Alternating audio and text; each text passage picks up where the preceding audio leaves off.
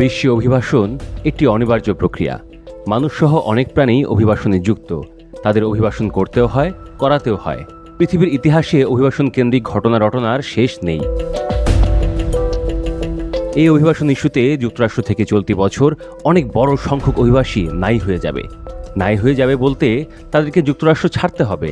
দেশটির সাবেক president Joe বাইডেনের আমলে প্যারোল কর্মসূচিতে থাকা ৫ লাখেরও বেশি অভিবাসীর অভিবাসন মর্যাদা সম্প্রতি বাতিল করেছে ট্রাম্প প্রশাসন। আনুষ্ঠানিকভাবে কিউবা, হাইতি, নিকারাগুয়া ও ভেনেজুয়েলা থেকে আসা ৫,৩০,০০০ অভিবাসীকে ট্রাম্প প্রশাসন জানিয়ে দিয়েছে যে তাদের বৈধ অভিবাসন মর্যাদা বাতিল করা হয়েছে। অবিলম্বে স্বেচ্ছায় যুক্তরাষ্ট্র ত্যাগ করতে হবে তাদের।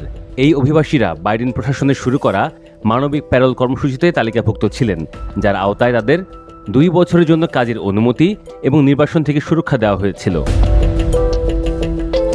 যুক্তরাষ্ট্রের হোমল্যান্ড সিকিউরিটি বিভাগের সহকারী সচিব ট্রিসিয়া ম্যাকলাফলিন বলেছেন যে বাইডেন প্রশাসন আমেরিকান জনগণকে মিথ্যা বলেছে। তারা কিউবা, হাইতি, নিকারাগুয়া ও ভেনেজুয়েলা থেকে যথাযথভাবে যাচাই না করা প্রায় ২৫০,০০০ বেশি বিদেশিকে এবং তাদের পরিবারকে এই ধ্বংসাত্মক প্যারোল কর্মসূচির মাধ্যমে যুক্তরাষ্ট্রে ঢুকতে দিয়েছে। তাদের আমেরিকান চাকরির জন্য প্রতিযোগিতার সুযোগ দিয়েছে, যার ফলে আমেরিকার নিজস্ব শ্রমজীবীদের ক্ষতি হয়েছে। ২০২২ সালে অক্টোবর মাসে বাইডেন প্রশাসন এই প্যারোল কর্মসূচি শুরু করে, যার আওতায় প্রতি মাসে লাতিন আমেরিকার ৪টি দেশ থেকে সর্বোচ্চ ৩০,০০০ অভিবাসীকে যুক্তরাষ্ট্রে প্রবেশের অনুমতি দেওয়া হয়।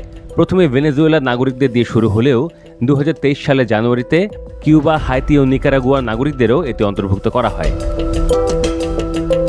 মূলত সীমান্তে বেড়ে যাওয়া অনুপ্রবেশ কমাতে এই পদক্ষেপ নেওয়া হলেও কর্মসূচিটি ব্যাপক জালিয়াতির কারণে সমালোচিত হয়। ২০২৩ সালে জুলাই মাসে অভ্যন্তরীণ পর্যালোচনায় দেখা যায় বহু প্যারোল আবেদনে একই ঠিকানা, ভুয়া সোশ্যাল সিকিউরিটি নাম্বার ও ফোন নম্বর ব্যবহার করা হয়েছে। যুক্তরাষ্ট্রের সিটিজেনশিপ অ্যান্ড ইমিগ্রেশন সার্ভিস জানায় মাত্র ১,০০০টি ঠিকানার বিপরীতে ১৯,০০০-এরও বেশি আবেদন জমা পড়ে। ২০২৪ সালে অক্টোবর থেকে বাইডেন প্রশাসন কর্মসূচিতে থাকা অভিবাসীদের অস্থায়ী বৈধতা নবায়নের সুযোগ বন্ধ করে দেয়। ট্রাম্প ক্ষমতা গ্রহণের প্রথম দিনেই কর্মসূচি পুরোপুরি বাতিল করেন এবং নতুন কোনো আবেদন গ্রহণ বন্ধ করে দেন।